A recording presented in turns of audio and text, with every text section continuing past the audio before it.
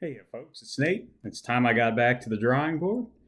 As some of you know, this is the year that Batman retires. Now, if you're not familiar with what I'm talking about, in 1999, on January 10th, the day after this video will go up, the TV series Batman Beyond premiered. And in that TV series, they explored the idea of what would happen if Bruce Wayne got old and had to retire from being Batman. And they set that story, the beginning of that story, 20 years in the future in 2019, when Bruce Wayne was getting old and, he had a heart attack in the middle of a mission and he made some mistakes and he wound up hanging up the cowl. And then that story moved on another 20 years to 2039 to examine the life and career of Terry McGinnis, who would take up the mantle of Batman and continue his legacy of defending Gotham. And this was always a very interesting story concept for me. I liked the aspects of legacy. I liked the thought that was put into why Batman would retire. It wasn't just because he was old; it was because of the mistakes he made in his last mission, if you will, and how they cut against who he was as a character. After the heart attack, he panicked, and trying to recover, he wound up using a gun, which is a thing that the Bruce Timm incarnation of Batman was very much against. Of course, most of the modern incarnations are as well. So that betrayal of his own values was a big part of what led him to retire. And I like this because it shows something I was talking about in my last video, that just because a character's story ends doesn't mean he's gone. Because, of course, Bruce Wayne was an integral part of Terry's story. He was Terry's mentor. He shaped him into the next Batman. He helped him realize the potential that Terry had as a crime fighter. And he helped him to, do it without paying quite as high a price as Bruce did himself. And I think those are all good legacies for the character to leave behind. If you haven't watched Batman Beyond, I highly recommend it. You don't have to have watched the classic Batman the Animated Series in order to enjoy it. I actually watched them in reverse order myself, because I watched some of Batman Beyond when I was younger. I don't think I saw any more than maybe a couple of episodes of Batman the Animated Series while it was on the air. Um, so, but yeah, the stories are good. It's a very different take on Batman. He's much more of a gadget-driven hero in this incarnation. But the big thing is, Bruce was in the story. He was integral. He was important. But it wasn't his story. His story was over. His character arcs were as resolved as they were ever going to be. And I think that, as a case study in how to take a good character, a beloved character, beyond the end of his story, it's a good example. And they do a number of good things with Bruce in Batman Beyond. One of them, of course, is he's the mentor, as I said. And another thing is he is something for Terry to push against. They say kids rebel, and that's very true. However, in some cases, you know, Terry has a different perspective. Um, he's he's less invested in, you know, well, I don't know if that's quite right. He has issues with the amount of secrecy that Bruce desires, and that creates conflict between the two characters, and that's good for the story. Um, so having, such a famous, well-respected superhero like Batman to push against really drives that conflict within Terry. Um, you wouldn't be able to do that, at least not to the degree that Batman Beyond does, if you do it with a new character. By having it be Batman, Bruce Wayne, who is pushing Terry on, the secrecy and the many other um, things he demands Terry does.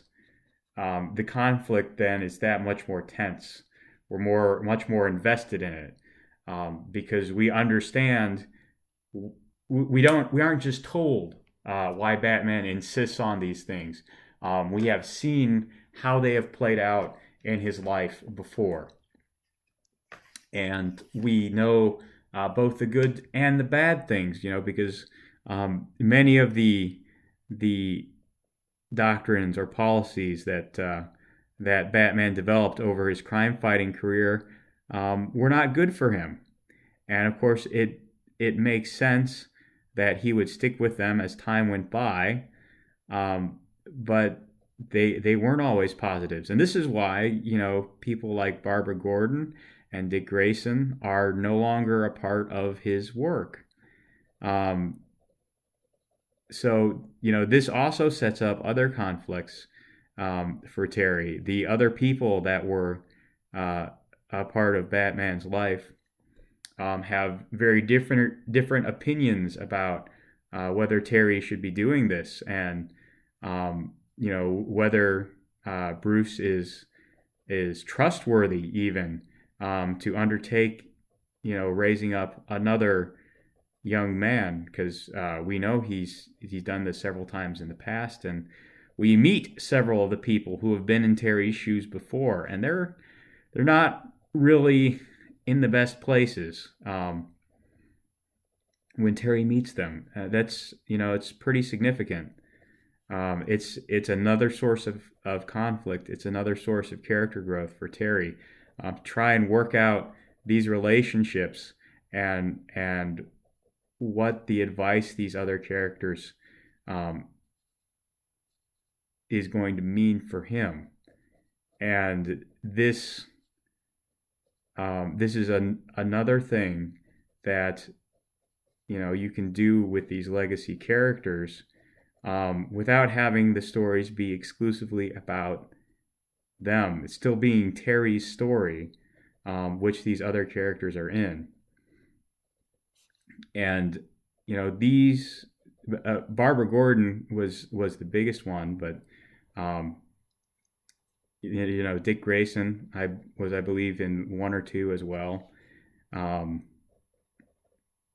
maybe that was I don't remember the details terribly well. I know that Terry met one of the Robins, and also there was the Joker Returns, and that covered the fate of another of the Robins, and both of those were big hurdles for Terry's character development, because he had to try and reconcile the good lessons he had gotten from Bruce with the reality that there were also bad lessons, and he was not going to be able to trust Bruce to pick out what the bad lessons were. That was something he had to figure out on his own. So by having a legacy character like Batman in the series, like Bruce Wayne in the series, then the protagonist gets a second crack at overcoming some of the shortcomings of that protagonist. So that's another thing that having a legacy character in your story can do for you. It can redeem aspects of that legacy character that were flaws by showing how his bad example still serves the next generation. So that is, another benefit that, you wouldn't have been able to overcome the shortcomings of Bruce in his own story. It's too integral a part of his character. They are important to him, to our understanding of the character. By having Terry confront them, by having Terry overcome them, you can bring resolution to those flaws in Bruce's character without having to change the character that we knew and loved. There are important aspects to Batman. His being a loner, his fanatical devotion to the war on crime, making it very difficult for him to maintain relationships. And those are very important to Batman's story. You can't just take them out and throw them away. At the same time, people have always wanted to see them resolved. And I think that Terry and his storylines where he confronted those issues over his life as Batman, both in Batman Beyond and in the final episode of Justice League, the epilogue episode where you see him go and find Amanda Waller. I think those really do kind of resolve some of Bruce's major conflicts, his major personality flaws, in a way that is satisfying but does not betray the essence of the character. You wouldn't have been able to do that in Batman the Animated Series or even Justice League. I mean, let's face it, they were always teasing that relationship with Wonder Woman, but that was never going to play out. Bruce was too much of a loner, too isolated from the other heroes in Justice League. So by giving him, by allowing him to vicariously resolve those character conflicts through Terry, you get the best of both worlds. So yeah, as I said before, there is a strong desire to see characters go on and on and on in a way that they really can't, but simply because you're no longer telling the story of one character and you are telling the story of another character doesn't mean the first character is gone. And we really do see that, I think, very clearly in Batman Beyond. Bruce Wayne is still a part of the story. He is still important, but since he's no longer the central part of the story, we can now construct the story to forward the character growth and character development of Terry McGinnis and still keep, Batman, Bruce Wayne in play. And I think that if you want to tell good stories, at the heart of that story, there needs to be character development. There needs to be character growth.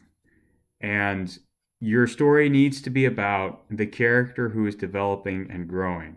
And sooner or later, a very popular character is going to run out of room for growth. In order to maintain the aspects of the character that were central to that character, that made him popular, that made his greatest stories tick, you're not going to be able to grow him very well anymore. And that's fine. That's not a shortcoming of you as a writer. That's not, a flaw. That is recognizing and respecting the story that has been told. And when that happens, that doesn't mean the character has to go away. That doesn't mean the character is dead and gone. But it may be time to change their role in the story. And I think that Batman Beyond shows how that can work. It shows how effective it can be. It shows all the benefits you can get from still having those legacy characters.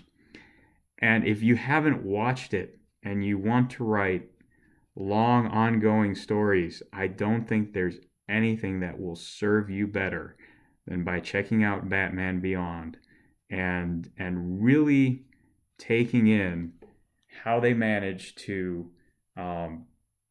give Bruce Wayne fair treatment while still telling good stories that had growth and progression in them. They didn't need reboots.